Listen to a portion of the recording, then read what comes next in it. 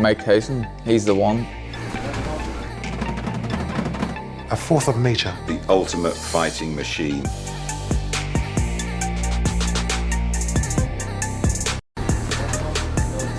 Mike Tyson changed boxing. My motto is either you kill or be killed.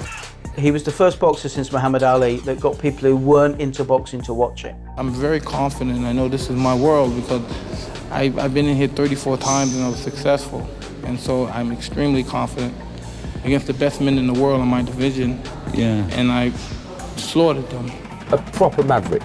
You'd happily part with your money to go and see him. Mike was the most explosive, the best young fighter I think ever existed in boxing.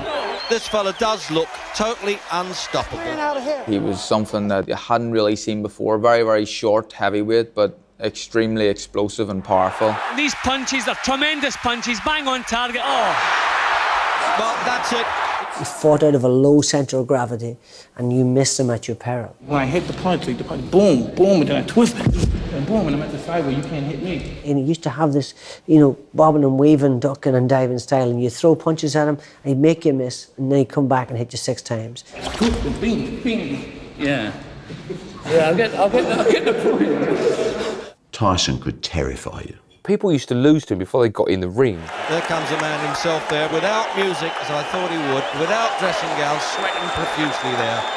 The Iron Man himself, the undisputed champion, Mike Tyson. What a formidable figure he is. Mike Tyson showed up in a pair of little black shorts and a pair of small black boots. No fireworks, no fanfare, just showed up, beat the bloke up savagely and went home. Those 4 or 5 years, mid-80s, up until the defeat by Buster Douglas, he was a man apart in boxing. He was untouchable.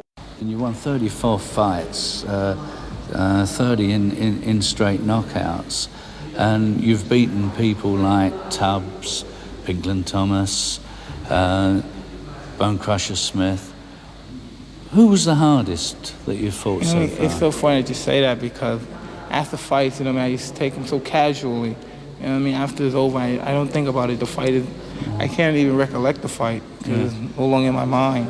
You don't actually remember how you actually knocked people out? It's no longer tangible. It's not. I can feel the punch and crack on the head. I always have in my mind where I'm going to strike the blow. But it's, after the fight is over, it's just so second motion. Mike was making a statement to the world that he was the baddest man on the planet, and he was. He was a nasty, horrible piece of work when he was younger. I like to get, I like to hurt when I'm in there, maim or whatever. I like to hurt. And that aura of violence, whether we like it or not, is appealing because we live in a safe world, and this was a little tiptoe into the dark nights, if you like.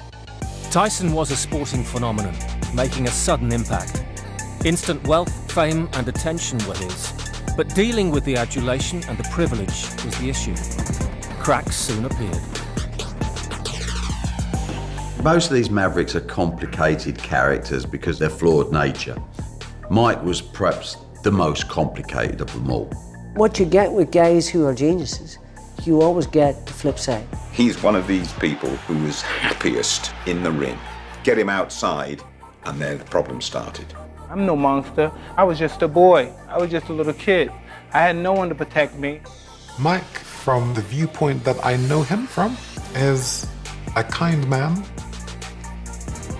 who has lived in an unkind world. You had this tough kid coming off bad background. His dad was a pimp. His mother was a prostitute. The only peace he got was going up having fun with his pigeons. A lisp, something that at school would probably make fun of. He got bullied at school until he let his anger out one day and beat up the bully. And then he realised, maybe I can do something with this. He had many, many problems psychologically that he had to overcome, and he masked them with his major success as a fighter. Within 2 hours of the champion's arrival, Tyson mania was in full cry. Millions of Japanese seemed totally mesmerized by the American champion. It was as if the movie hero of the 1950s, Godzilla, had returned to Tokyo. Even at 4 o'clock in the morning, photographers waited for the chase for one more picture opportunity.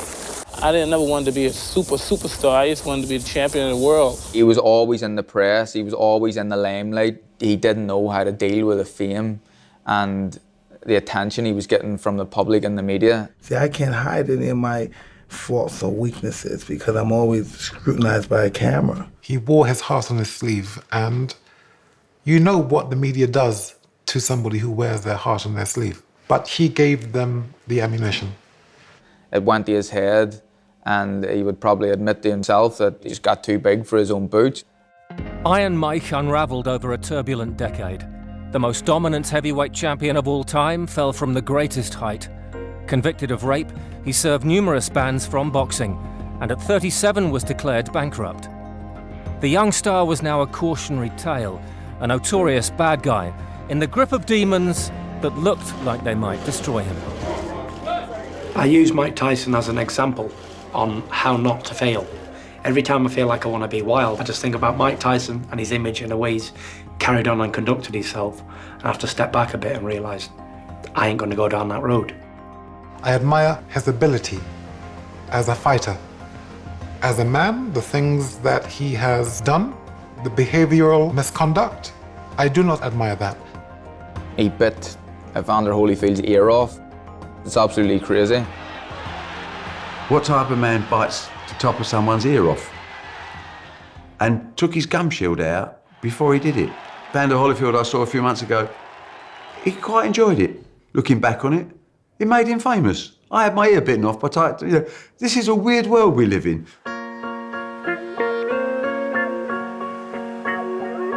Is Tyson a tragic figure? In many ways, no. He's actually analysed himself and realised where he went wrong. But I would give it all up if everybody that I fought never forgot it. Because that's what it's all about among my peers. I want their respect. Because they know how hard it is to get to the top. I look at him in awe of the fighter that he was. I don't feel sorry for him. I said to Tyson, I had a fighter once, like you, Mike, that wasn't very good with his money. I said his name was Chris Eubank. And Mike said to me, Chris Eubank? He said, he wasn't in my class at all. I used to spend $5 million in a weekend. I had no idea where it had gone. But his brand remains strong. So he's never going to be poor. And hopefully he's getting more satisfaction in his life, coming to terms with the demons that made him the personality that he was. He would appear to have found a little bit of contentment now, but he had years and years where he raged against the storm. He looks calm and relaxed and at ease with himself and at peace. But I wouldn't like to rub him up the wrong way. If I was another fight fan, I was watching like that, I would say he's a mean I ever saw in my life. In the ring. In the ring of